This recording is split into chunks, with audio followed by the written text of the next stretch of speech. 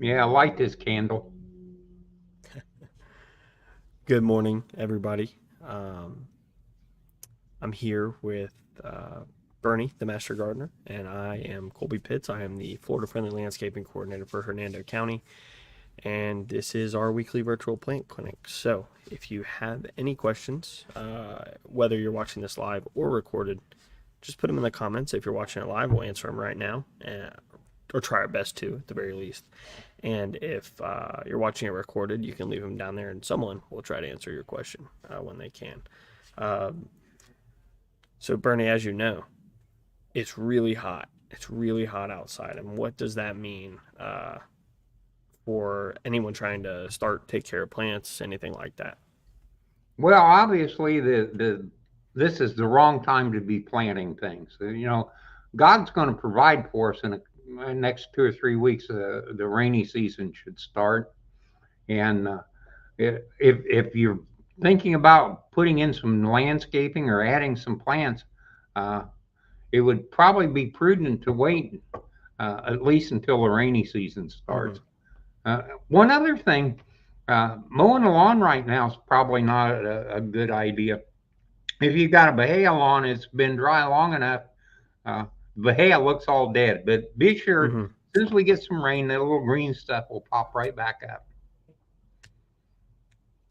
Yeah, it's. I mean, even at home, I have a bahia and everything else lawn, and most of it is just brown right now. I don't irrigate, but it's I can tell that it's not dead, but it sure looks it sure looks pretty rough. This is one of the times when trying to do weed control isn't going to work very well. Um, Mm-hmm. if the plants aren't growing, the chemicals don't really affect them very much. So uh, you really shouldn't be doing much of anything. Maybe sitting around drinking some iced tea and contemplating, but it's hard to recommend getting out and doing anything because just about anything you want to do right now is probably going to be wrong. Yeah, and really, if you're trying to spray some selective herbicide right now on your grass, you're probably going to kill what you're trying to kill, but you're going to kill everything else too. So unless you want to go scorched earth on your whole lawn, I wouldn't. I'd avoid any herbicides if you can help it. The temperature really can affect how those function. It's on the label. I mean, I'm sure we sound like a broken record talking about it, but the label's the law. They invest a lot of money to make sure that what it says on the label is what happens.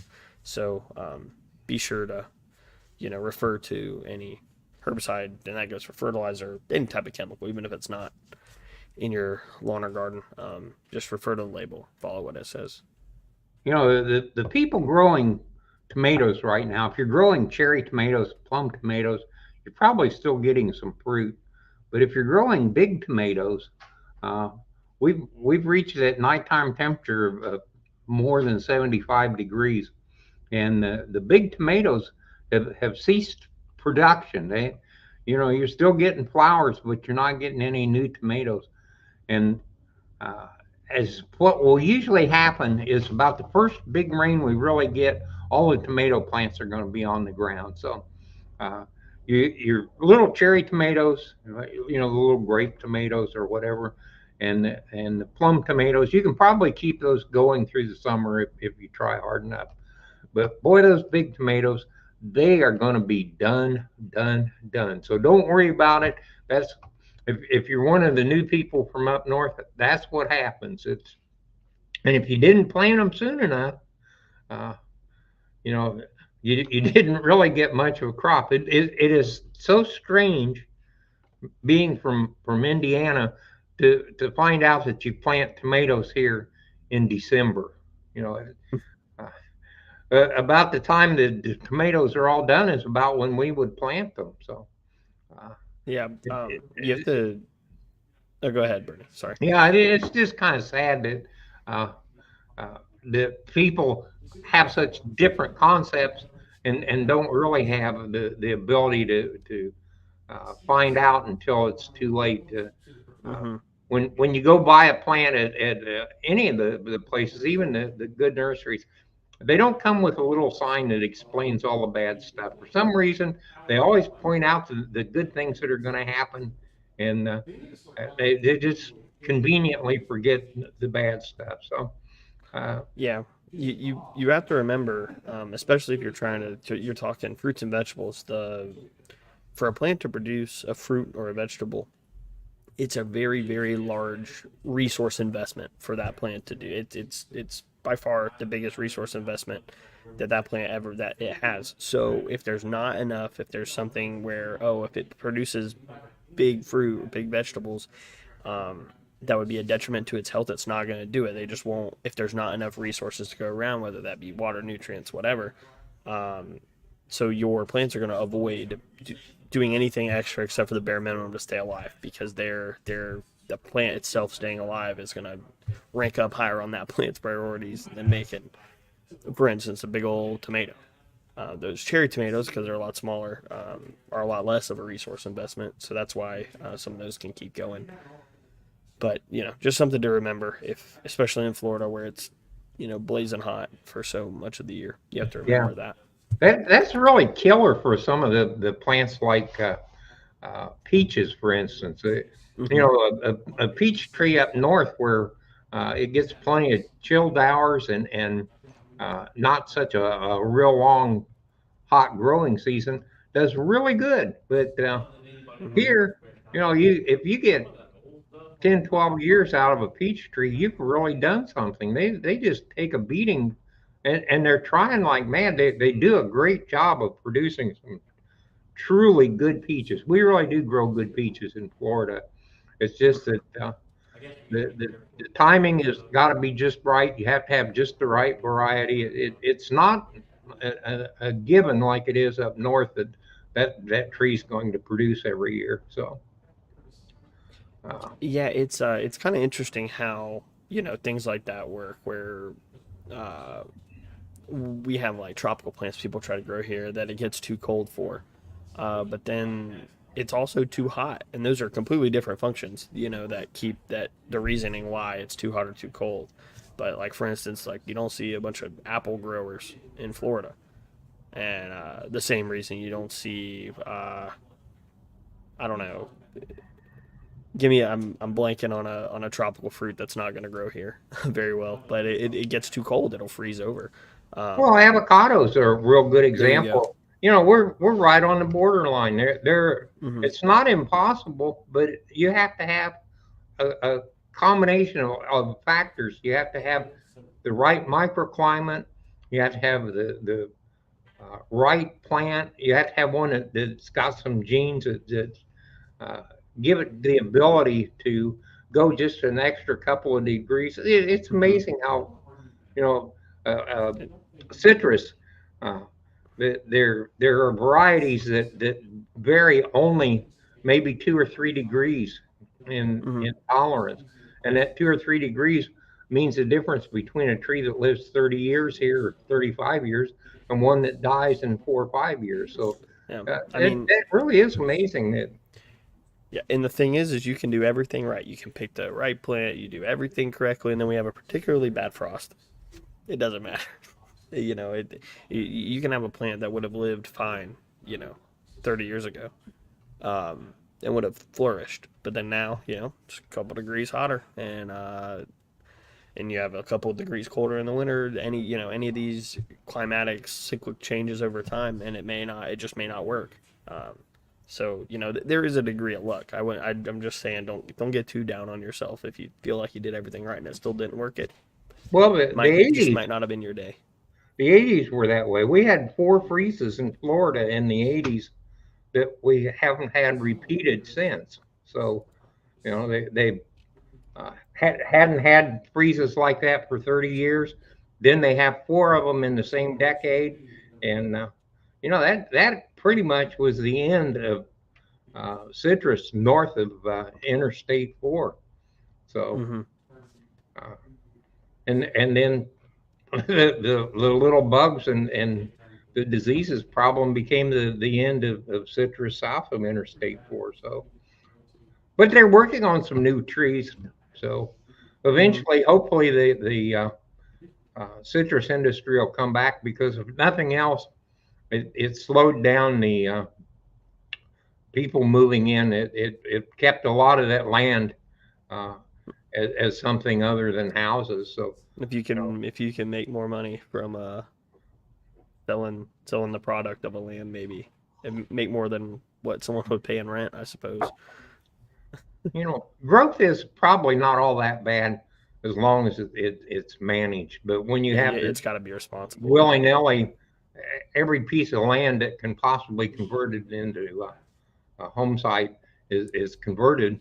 Uh, People lose track of the fact that Florida is a wonderful place to live because it's Florida, and if you want it to be like uh, New York, and then you might as well not have bothered to move to Florida because obviously the weather isn't that great if you can't do anything but stay in the house. So Yeah, well, and you have to think at the same time that a lot of these, I mean, I've seen it myself. A lot of sites that people build houses on are not, appropriate to build houses on. I remember this was like when I was in maybe high school. Some big expansion north of me, and it was like every other week you hear about half of somebody's house fell into a sinkhole, and that's all about managing responsible growth. You have to be aware of many factors when it comes to any type of development, but water table, what kind of karst formations you're building over. There's all kinds of stuff, and yeah, that all just goes in what you're saying. Yeah. some of those formations, just drilling wells and withdrawing water, uh, creates the conditions that make sinkholes occur more frequently. So you're right. But the thing about it is, if you have any soul for the outdoors, uh, you need areas where the animals can exist and uh, places where you can go and there's some isolation. If you can't go any place anywhere that there isn't the sound of a semi in the background, you've lost something that is never recoverable. I mean, Yeah. even people in Japan have come to learn that they have a few places that nobody touches as far as building. And we've still got the Everglades, and I think the Everglades is going to end up being a really remarkable resource because at this point we've got the desire to maintain it. So Hmm. as long as that happens, I think we're going to have at least some place left in Florida. Yeah, you mentioned Japan. A big thing with like Japan is the reason that they're much smaller, like in size than the United States, obviously. When we're talking about land size, they just their population centers are very very dense. It's incredible density compared to here. So they have a higher ratio of people that live um, in those really really dense population areas, which lets them have more protected land, more natural land, like relative to everything else than we have here. Even though we have a lot, and it's just one of those things. Luckily, a lot we have a lot. We do have a lot of protected land here.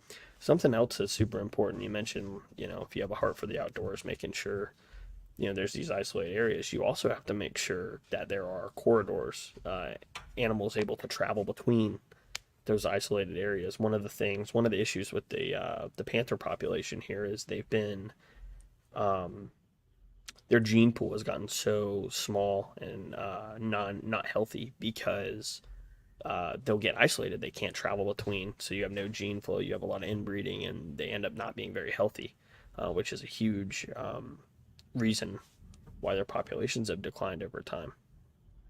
Yeah, when we first moved to Florida, the panther situation was really really bad. They were down to less than 50 animals, Hmm. and the gene pool had disappeared, and they wanted to bring in some mountain lions from somewhere else and Hmm.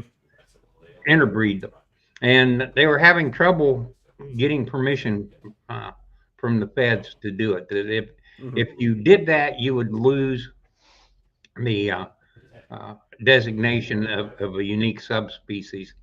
Uh, Hmm. so and somehow mysteriously all these things started reproducing from some other animals that showed up, and I Mm-hmm. think that it was permitted after the fact. But it Mm. turned out that the thing that uh, were special designations of the Florida panther were in fact birth defects. And once those problems were solved, Mm-hmm. the original thing to determine it was a Florida panther was it had a little patch of hair that pointed in grew in the wrong direction, and they had a Mm-hmm. kink in the tail, and both of those turned out to be birth defects. So uh, Mm-hmm.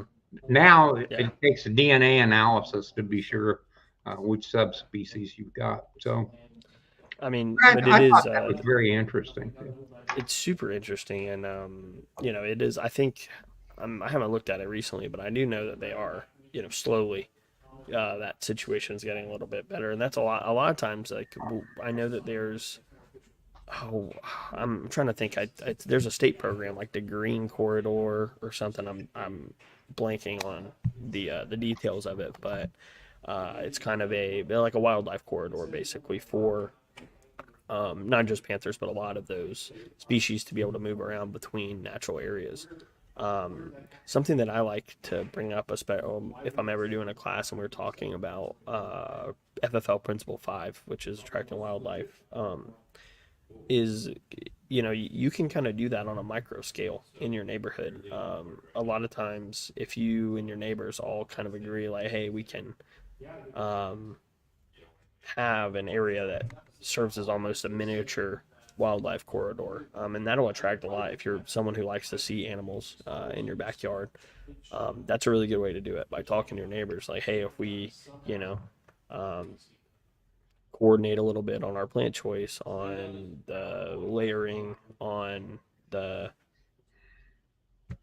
the differences and stuff, and you keep all that in mind, you can create almost one of those miniature wildlife corridors. I read one of the UF articles on it, and it was super interesting on how they attracted all kinds of small mammals and things like that to their yards. It really is kind of neat to look out and see a flock of turkeys running through your yard, Mm-hmm. slowly moving through the yard. And I've had deer eating my guava, so That always cracks me. yeah, it's kind of neat. I don't begrudge them at all. They were there first, so I remember when they were doing that panther thing that they had collars on them, so they Mm-hmm. knew pretty much where they were going, and they had this one male went as far up into Georgia and around, and he would find the only female in the area, and the next thing you know, the female had a kitten. Well, they didn't want his genes, so they went out, caught him, neutered him, and turned him loose, and it happened again.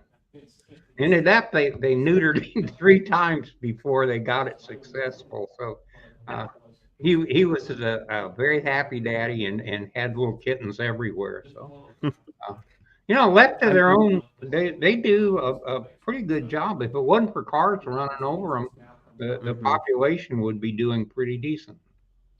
Well, I remember reading that there was a time where it got really bad because the female panthers, they have evolved to like select mates based on preferable genes, right? And the gene pool for the male panthers was so weak that they just wouldn't mate. So you had a lot of like breeding in captivity and things like that that was going on to try to um, get more panthers out there. There's not a whole lot of apex predators in the United States that still exist in the way that they did naturally. And if you don't think panthers are cool or like wolves are cool, I don't know what to tell you. It's one of those We things need that I some think. plant questions. Hey, Yeah, people out yeah. there, We've been talking about we're panthers the now plant for clinic, and we 20 need some minutes. plant questions. Had a Uh, had a picture sent in today, a flower pot, uh, and it had mushrooms in it. And fellow wanted to know if the mushrooms would damage his plant. Well, they won't, as long as the mushrooms aren't coming out of the stem of your plant. They're not really hurting anything. Mushrooms are kind of an interesting group. There are mushrooms that only survive in dead things, mushrooms that only survive in live things, and the saprophytic, the ones that, good morning, that only live in the presence of dead stuff, don't really attack living plants. So if it's a problem, you've got spores in the dirt, and you're probably going to keep having some mushrooms. If you pull them out and they keep coming back, it probably would make sense to change the potting soil. But actually, they really don't hurt all that much. And it's amazing how many mushrooms we have in Florida. There's a couple hundred varieties that are reasonably common, and most of which only makes you sick. They don't kill you, but finding that out, uh, unless you're an expert in such things, is really the wrong way to go. I had a professor one time that did a mushroom walk, and we came upon some mushrooms, and he said everybody said these are poison. He said, but they aren't really. He said I was only sick for 3 days, and I thought, you gotta be a complete idiot to go out and eat the mushrooms just to find out. So, Oof. I don't know. Don't eat mushrooms. Don't eat mushrooms you no, find anywhere. Just don't do that. It's terrible. We do have a request for some information here. Anne says tomatoes. People keep telling me about Epsom salts. Please explain to folks about tomatoes and growing them. I need to hear this again. well, tomatoes are one of those things that um, you got to plant them early, uh, fertilize it, and Epsom salt is something that provides magnesium. So when you say the plants need some magnesium, everybody knows that Epsom salts has got magnesium, and it's kind of an old wives' tale that you use Epsom salts. It doesn't really hurt anything, but it is not normally as beneficial as people expect it to be. So it's kind of like using coffee grounds. Coffee grounds, for the most part, uh, don't really help one way or the other, but psychologically, they're important. The people that believe in them put them down. The plants thrive. They're happy, and it has nothing to do with the coffee grounds. But they go out and they pass that on. So Epsom salts seldom is truly an important thing in the plant. A 666 or 10-10-10 fertilizer, which is probably the cheapest stuff you can buy at the store, uh, is normally more than satisfactory. It has all the things you need. Uh, and tomatoes have a very brief time that they produce. Uh, the assumption is that June 1st, tomatoes will be done. Uh, you might get more, you might get a little less, but basically, sometime around the 1st of June, the tomatoes are going to quit. So if you have a tomato that takes 100 days uh, to produce, you have to back up 100 days and say if I planted it then, about the time it started to produce, I would be dead. So I need to go back further than the 100 days. So you end up you're starting the tomatoes about in Christmas, planning on getting your crop in starting in April and running through May. So which is about the time you would plant tomatoes if you came from up north. The bigger the tomato is, the earlier you have to start it. The problem we have is that the June cutoff on large tomatoes is pretty much a solid thing, and that the heirloom tomatoes take longer to produce. So our season is a little too short to actually do the big heirloom tomatoes. You'd have to start them inside, and it could be done, but it becomes a case of whether it's worth it or not. If you're doing it out of a labor of love, I'd say try it. If you're doing it because you want tomatoes, don't bother. So tomatoes become the keystone species. If you can grow tomatoes successfully every year, you are a darn good gardener because you have accomplished the ability to produce everything that's needed year after year after year, and that is extremely difficult. So I would think that a good average is if you have a good tomato crop 3 years out of 5, you're a good gardener. If you have tomato crop better than that, you're a great gardener. So there is the story in a nutshell. Big tomatoes stop producing when the nighttime temperature goes to 75 degrees. Little tomatoes don't have that problem. Tomatoes in Florida are like apples up north. Apples have 200 diseases that affect them. Tomatoes have probably the same thing here in Florida.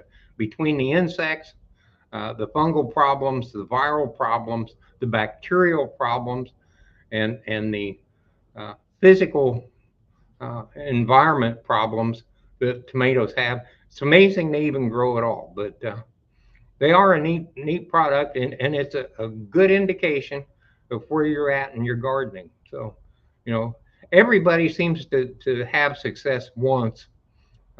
Only the good ones do it. 10-10-10 is not really restricted for vegetable gardens. You can't do that with lawns. You can't use 10-10-10 for your lawn, but you can use 10-10-10 in a garden situation. So, and I like it. You can't buy anything cheaper practically. Uh, some of this fertilizer has gotten really terrible. If you want a good palm fertilizer, I understand that's going for as much as $80 for 50 pounds. That palm fertilizer is a great garden fertilizer. It's a wonderful product, but who needs an $80 fertilizer when a $15 or $10 fertilizer works just as well? So The about the fertilizer ordinance, and that's not just for your lawn, that is for any landscape plants. So vegetable gardens are a little bit different, but the we actually have a for landscape plants, your lawn, there's actually two fertilizer blackout dates. There's one in the summer, which is the one that we've had, which is June 1st to September 30th, and there's one in the winter from March 15th or December 15th to March 15th. So just kind of an important PSA there to remember. Yeah. And if you do have any fertilizer ordinance questions, just I'll have my email up at the end, and you should send me any questions you have because it is really important. Usually if the products are covered with a lot of oil, it means they had a serious insect problem, and they were spraying with an oil, trying to keep the insects down. So.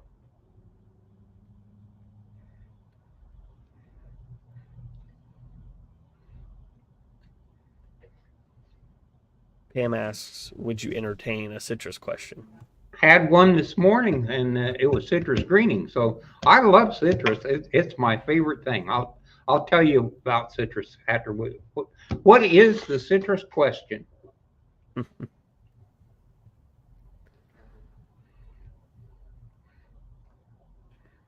There's not many things better than a tangerine that you left in the fridge, and you come inside after working outside and eat that cold tangerine. There's not much better than that. So I like citrus too. Yeah, the neat thing about citrus is when you're doing this job, there's two things you have to remember. One, citrus problems, they're by the time you know you've got them, it's too late to do anything about them. Once the problem is there and visible, it's too late to treat and solve it. And Yeah. second, no matter what you do, it's either going to get better or it's going to die. And for the homeowner, there's almost nothing you can do to affect the outcome. So it Yeah. makes giving advice pretty simple. You can't be wrong. Now, Yeah. that's not really true with the commercial people. Commercial guys Yeah. have spray setups and the ability to get the chemicals that a homeowner can't get. But Hmm. in a homeowner situation, you can do things to make it look nicer, but you really don't are not in control of what's happening. Unless If you want you to go spend a bunch of money and get a really learn if you want, get an applicator license. yeah, Uh, if you want beautiful fruit, if you want the fruit to be pretty, you have to start uh, very early with a spray program mhm. and really work at it. And if you just want the fruit to eat, uh, very few of the things that affect the trees that look hideous actually affect the fruit quality. So, Yeah. and it's kind of an interesting situation. If you're growing beautiful fruit, you treat it totally different from if you're growing juice Hmm. fruit, for instance. Yeah. So Cindy is correct. There are different ones for everywhere. I was speaking in relation to Hernando County. Maybe if Teresa's still here, she can get the link to it.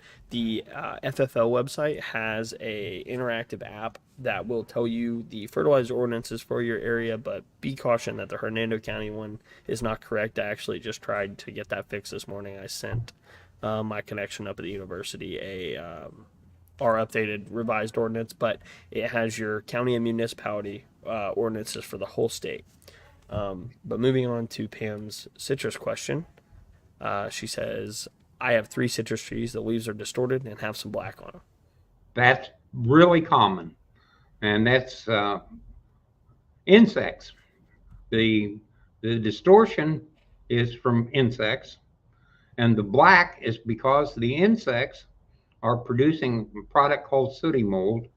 The juices go in one end of the insect, and they come out the other end of the insect as a sugary solution. The sugary solution falls down on the leaves below, and a mold grows called sooty mold. The mold is not actually attached to the leaves, but if it's really serious, it stops the photosynthesis. The underside of the leaves above where the black is where the insects are. Um, it's really hot now, so it's kind of hard. If it's a small tree, probably a horticultural soapy water solution uh, would work very well. Normally, you start a little earlier and you use a neem oil. Um, Spraying the trees, if they're very big, becomes a problem. If they're little trees, uh, it makes sense to maybe do something about it. If it's a big tree, unless more than say 10% of the thing is turning black, it's probably not worth the effort to try and do anything about it. That black will rub off or wash off, uh, and the insects are underneath the leaf, so probably aphids. But uh, there again, you can go out and start turning the leaves over, and you'll see things. Another insect that's super common in citrus is called a leaf miner, and they put little spirals in the leaf.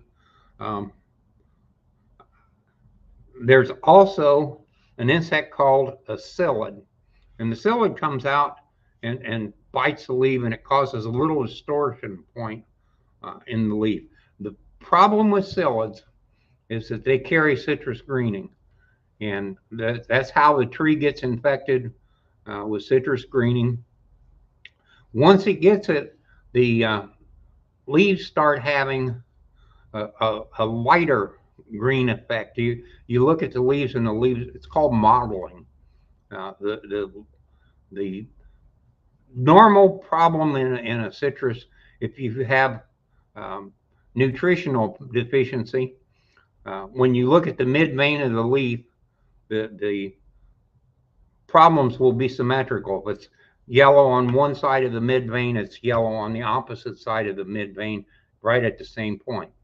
In early stages of citrus greening, you'll have a light spot on one side of the leaf, and you'll have another light spot on the other side of the leaf, but they don't correspond at all. So if the problems on the leaf are symmetrical, it's nutritional. If it's mottled, it's probably citrus greening. Used to be that we would recommend that you get rid of trees that had citrus greening because they were a reservoir of the bacteria for the insect to come in and move it from tree to tree. It's no longer important to get rid of the trees because it is so prevalent. We assume all the citrus in Florida has that problem. So what you do is you fertilize the tree and you take care of it. And when the fruit's no longer any good or the tree is finally dead, you get rid of it. But get a new one, and that's pretty. Get a new one, and the new one's going to do the same thing. There are some trees. Sugar bell is resistant. It gets citrus greening, but it tends to just keep plugging along, doesn't die, produces good fruit. The fruit doesn't go to pot like it does with most of the other plants.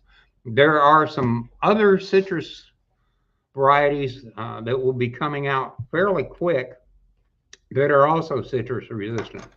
Nobody has a cure for citrus greening or a plant that is totally resistant to getting it. They all still get the problem. The bacteria is still there, but the plant continues to survive. So citrus that's one of those is not a good thing in Florida anymore. It's really hard to control that, like bacterial diseases specifically, especially when they are not. It's not something that you can just spray and wipe off. You know what I mean? It's really difficult to take care of bacterial diseases without spraying something that's so harsh that it'll kill the plant too. So you're just looking for resistance there, and then I'm sure that there is ungodly amounts of money spent on trying to find excuse me,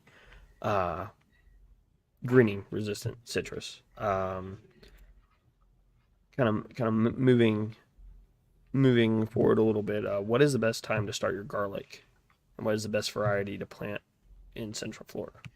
I don't know. I hate to admit it, but that is a Bill question, and without Bill, we're not really in a position to answer those things. And we don't have Bill, but we do have Teresa, and Teresa just put up really good, a bunch of really good information about how to grow garlic, because I don't know either. I do know that you don't plant like garlic. You don't propagate it by seed. Don't you plant the cloves? That's about as far as it goes for me. I like garlic powder on a lot of stuff, I suppose. Pam has another question about spraying with insecticidal soap. Concerned about other pollinators in the yard. Well, insecticidal soap only kills what it gets on. It's an interesting thing. Insects only breathe through little holes in their skin. They don't have lungs like we do. They don't breathe through their mouth or anything. So when you spray them with soap, the soapy water gets in these little holes and suffocates them. So the soap that's just laying on the leaf doesn't hurt a thing. An insect comes along and you've already sprayed, it doesn't do any good. This is strictly a contact.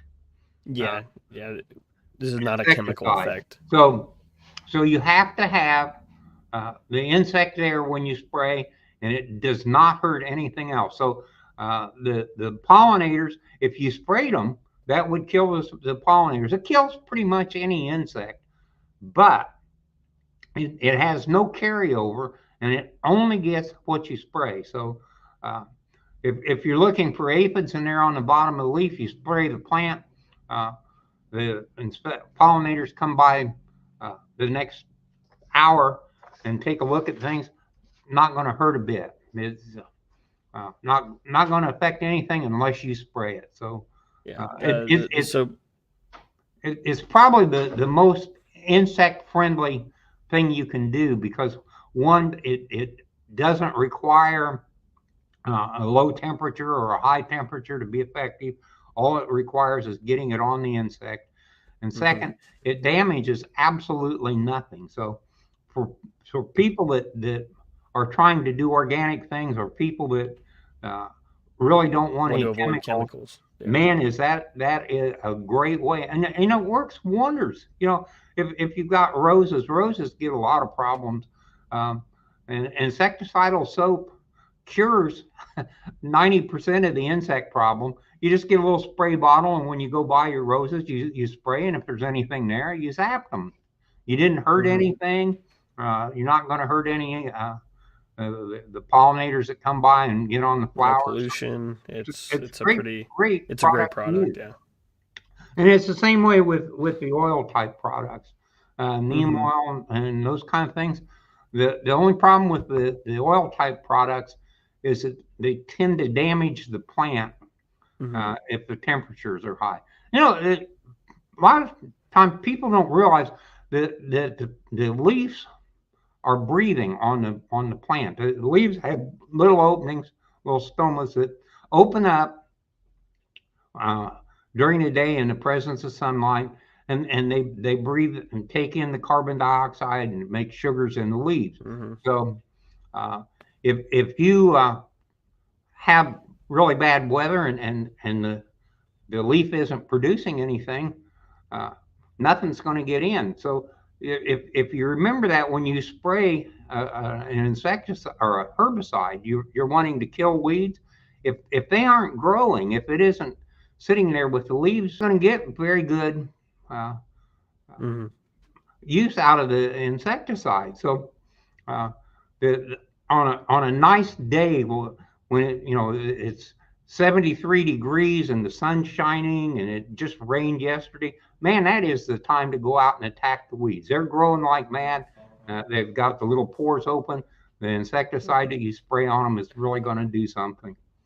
Yeah. But right Okay. now, insecticides aren't going to do you much good because all the plants have run out of water. And as Mm-hmm. soon as they're out of water, they close those little pores so they don't lose any more water.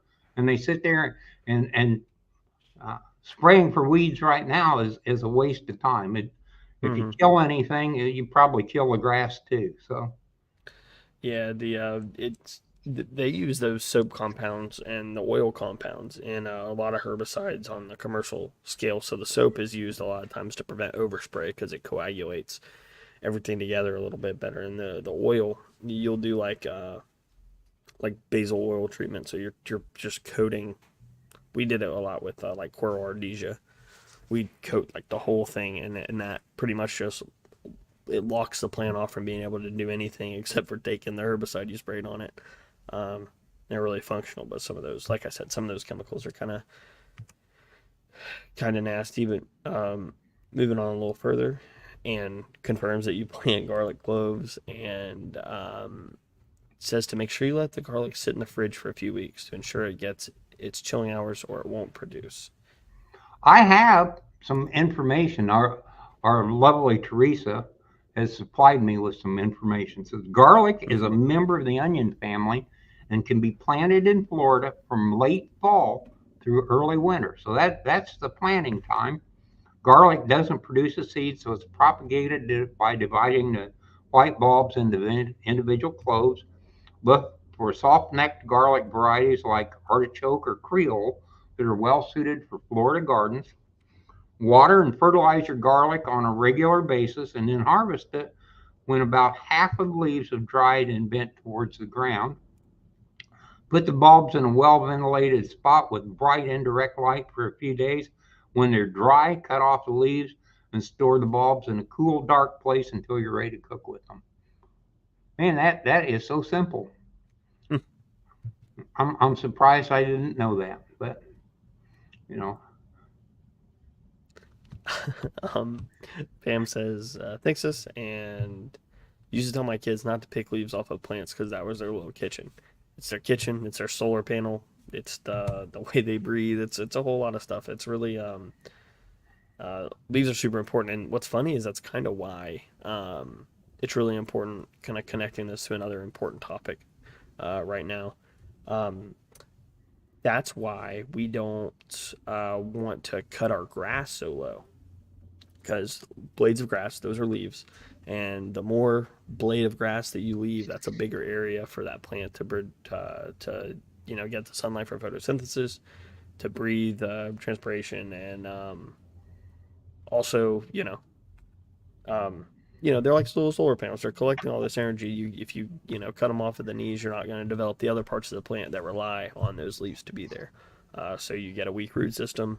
The same thing with not wanting to cut off more than a third of the plant at a time. It's super important. Mow high. If you take anything from today, mow high. There was one of the questions that asked for a little more information on using insecticidal soap. The insecticidal soap works best on leaved plants, things with small shrubs. Works on tomato plants, things with reasonable sized leaves, because basically what you're going for is the sucking, chewing type insects, the aphids, some of the insects that are sucking juices out of the plant, and it works good because they're normally in one spot. You spray them, you get good coverage on them, and they stop sucking and die, and that solves the problem in the plant. That wouldn't be a good insecticide to use for lawn insects normally. You'd have a very difficult time getting good coverage on the insect, and if you don't cover all those little openings, you're not going to kill the insect. So uh, potted plants, things in the house, uh, uh, landscape plants, things that have some definite size to them. Insecticidal soap takes care of most of the problems that they have. Won't take care of grasshoppers, but grasshoppers generally really aren't doing that much damage. You see them and you don't like them. They're a big insect, but they for the most part are not eating the things that you care about. Uh, if you have bees, it's not really going to do much to the bee population. I have um, podocarpus, which I really like podocarpus, one of my favorite landscaping plants.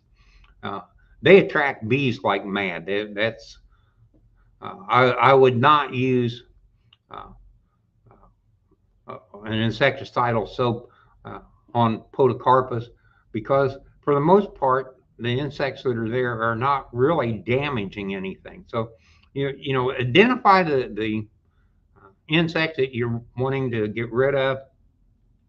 Make sure that it's not a beneficial. You don't want to kill ladybugs. Ladybugs eat aphids. Um, there's assassin bugs that eat other bugs. So you know if in most situations, if you don't do anything, uh, the good guys come along and take care of the bad guys. But when the bad guys really become a problem, like aphids become a problem, makes good sense to go in and uh, you always start with the easiest, simplest, least damaging chemical.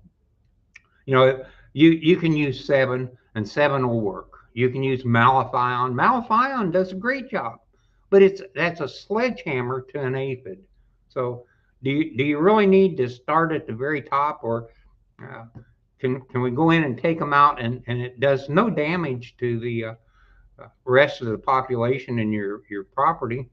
Uh, Whereas if you neonicotinoids, if you have a sago palm and you've got scale on your sago, The only way to get rid of that, really, and do a good job, is with a neonicotinoid drench, and it makes the plant poison to the scale, but it also makes the plant poison to everything. So if you Hmm. use neonic drenches on everything in your property, you could solve the there. You wouldn't have any insects, but uh, now everything you've got is poison. So the bees are not going to like it because all the flowers are poison to the bees.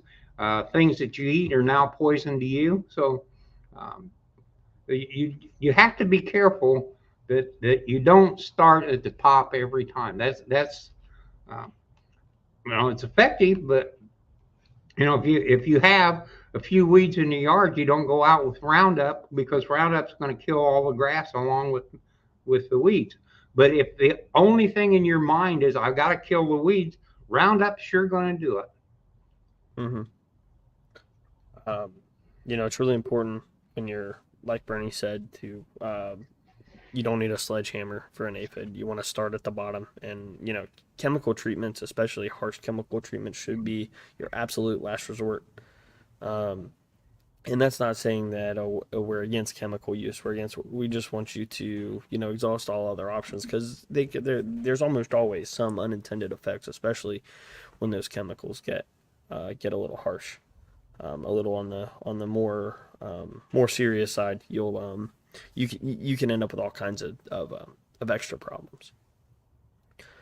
Uh, so we are getting towards the end. So if there's any other questions, just please go ahead and put them in the comments. Anything you want to hear about, I'm going to start putting up our contact information. If you have any really difficult questions, there's the email for you.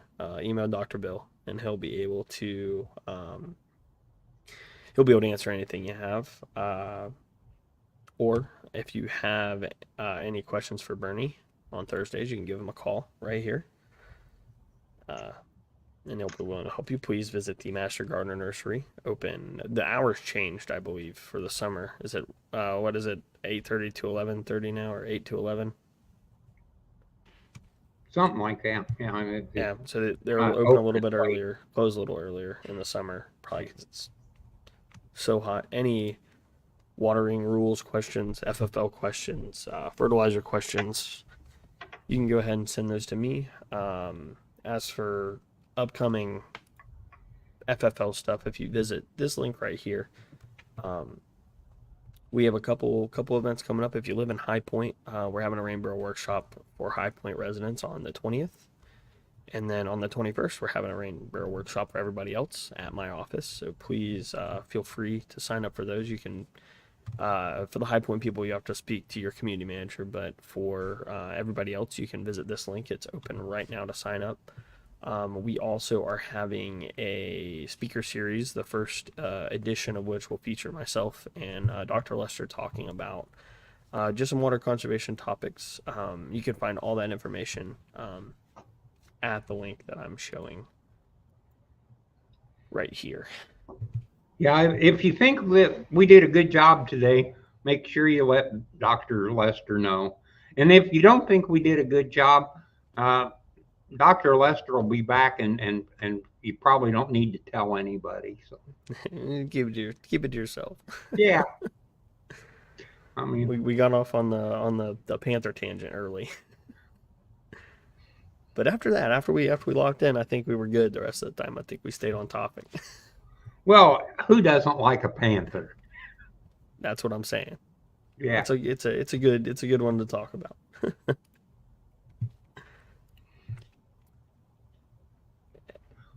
So if anyone else has any other questions, and remember, if you're just joining us now and maybe you have a question um, that you don't think we can answer and you want Bill to answer it, leave it in the comments. He goes back and watches the recordings and tries to answer any of the questions that don't get answered or that are left as after this is over. So, like I said, if you're watching recorded, please just go ahead and leave your question, and someone will answer you as soon as they can.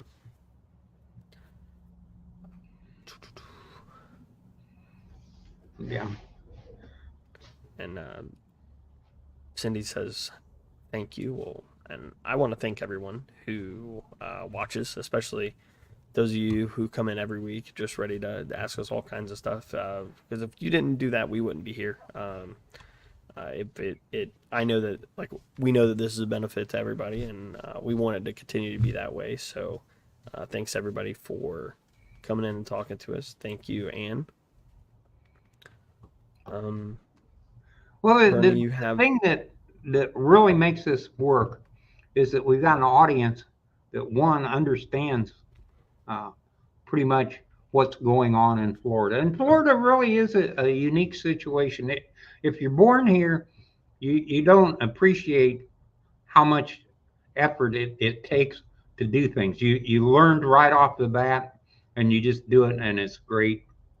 But if you moved here, uh, it's like going to a totally different planet, and it's such a short distance for such a major change. Florida should be a desert. We're at the latitude of all the deserts, all the major deserts, the desert southwest to the west of us, the Sahara Desert to the east of us. We would be a desert if we were a wider peninsula. But it just works out that because of the distance and the fact that we have two different air masses, we get some rain. If that rain disappeared for a year, we'd look like the Sahara Desert. I mean, that is what our climate is. So we have the desert climate with rain, which is a very unusual thing. So although we are zone 9, uh, California has zone 9. California's zone 9. You can grow anything, and it's happy, and it works great. But they have, and it's called a Mediterranean climate. It's the temperature, the winter extremes are not there, and the humidity extremes are not there. So we have both. We have temperature extremes. We have humidity extremes. Um, the front door of my house, it's been so dry, the door has shrunk. But as soon as it gets wet, the door sticks. So, uh, you know, if you're in California, the door just keeps working back and forth. So that's the problem. The consistency is not here. Uh, the fact that the timing is totally different on everything. The soil type is totally different. Uh, the uh, the fact that there are a lot of plants that grow here that don't grow anywhere else in the country, and a lot of plants that grow everywhere else in the country don't grow here, makes it a difficult education. And the people watching this program are learning all those things. They are the people that your neighbors depend on you. It's a case of somebody in the neighborhood knows what to do, and for the most part, you guys are it. And we really enjoy the fact that we can talk, uh, not maybe at a scientific level, but at a neighbor to neighbor level with everybody, and accomplish something. If you have a question on something, we're here to answer those questions, and we really enjoy it because it gives us an opportunity to learn from you. You learn from us, and the general situation improves for everybody. So with that said, I'm going to give it back to Colby, and he can close this mess. Righty, well, like, I think Bernie didn't leave me much to say when it comes to thanking everybody. But once again, just want to thank you for having us here on your Thursday morning, and we will see you next week.